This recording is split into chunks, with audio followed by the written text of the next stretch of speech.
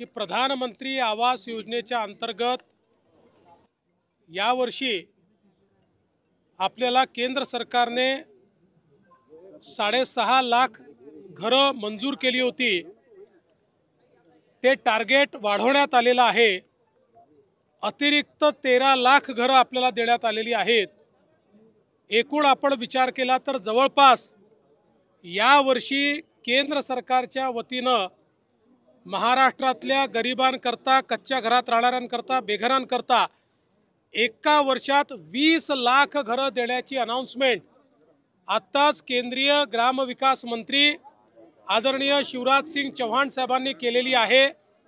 महाराष्ट्राला मोदी सरकारने दिलेली ही अत्यंत मोठी भेट आहे आणि देशाच्या इतिहासामध्ये कुठल्याच राज्याला आजपर्यंत एका दिवसात किंवा एका वर्षात इतकी घरं मिळालेली नाहीत। ती 20 लाख घरं आपल्याला मिळालेली आहेत। खरं म्हणजे आपल्या आवास प्लसमध्ये 26 लाख त्या ठिकाणी लोकांचं रजिस्ट्रेशन आहे।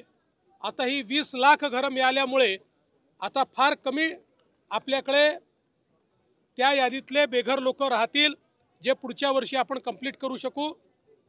त्यासोबत एक अजून महत्त्वाची अनाउन्समेंट त्यांनी केली आहे की पूर्वी सर्वेक्षणामधले जे निकष होते ते निकष देखील आता त्या ठिकाणी डायल्यूट करण्यात आलेले आहेत।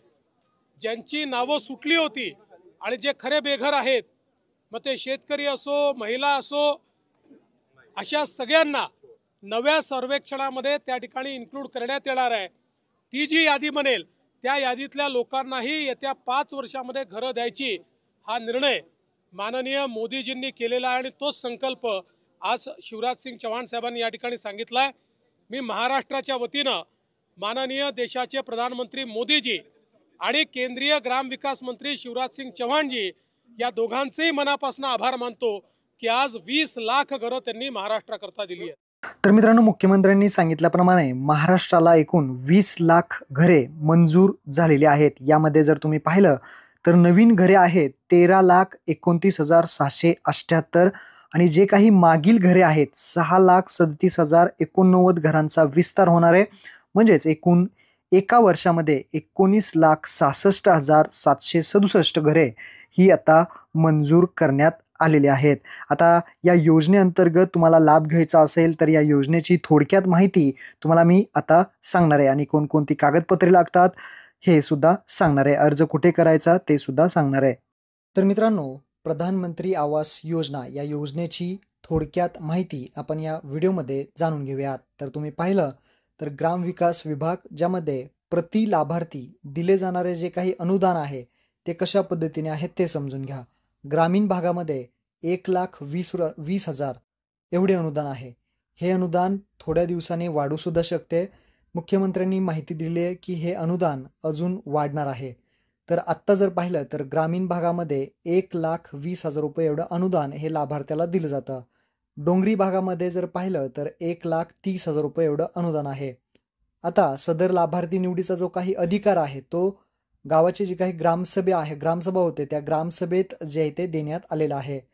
आता ही जी काही निवड आहे त्याची प्रक्रिया कशी असते ते पहा। सामाजिक आर्थिक जात सर्वेक्षण सन 2011 मधून उपलब्ध झालेल्या प्राधान्य क्रमांक यादी जनरेटेड प्रायोरिटी लिस्टची माहिती आवास सॉफ्ट वर उपलब्ध आहे आणि सदर याद्या ग्रामसभेपुढे ठेवून त्यात पात्र लाभार्थ्याची निवड करण्यात येते।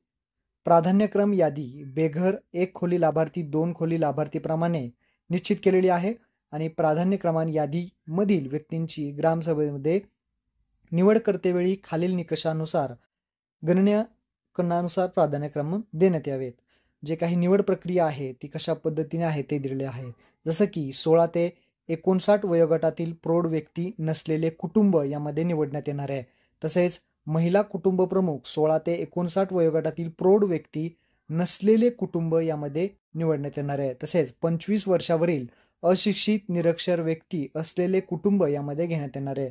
अपंग व्यक्ती असतील, कुटुंब ज्यात शारीरिकदृष्ट्या प्रौढ व्यक्ती असेल यांना नाही म्हणून सांगण्यात आलेले आहे। भूमिहीन कुटुंब ज्यांचे उत्पन्न स्रोत मोलमजुरी आहे असे यामध्ये निवडण्यात येणार आहे। सदरील गुणांकनाचे आधार ग्रामसभा यादी तयार करतील व अशा प्रकारे गुणांच्या उतरत्या मांडणीक्रमाने प्राधान्यक्रम यादी तयार करण्यात येणार आहे. तर यामध्ये अर्ज कुठे करायचा, भरपूर जण म्हणत होती.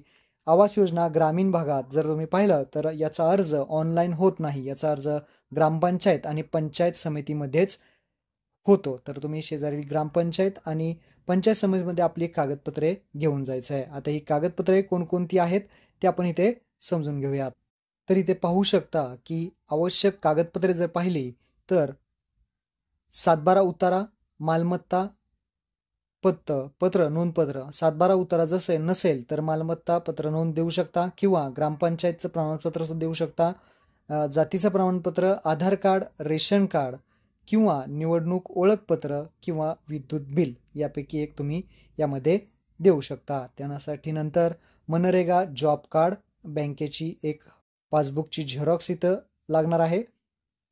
अशा प्रकारची यापैकी कागदपत्रे तुम्हाला आपल्या ग्रामपंचायत किंवा पंचायत समितीमध्ये जमा करायचे आहेत. अशा प्रकारे महत्त्वपूर्ण हा व्हिडिओ होता. आपल्या मित्रांना नक्की शेअर करा. धन्यवाद. जय हिंद, जय महाराष्ट्र.